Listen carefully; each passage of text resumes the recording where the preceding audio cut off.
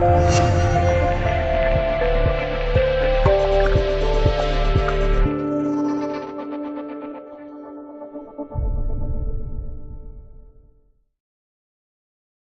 尔维尼奥重回意甲。北京时间8月18日，意甲升班马帕尔马官方宣布签下效力于中超华夏幸福的边锋热尔维尼奥。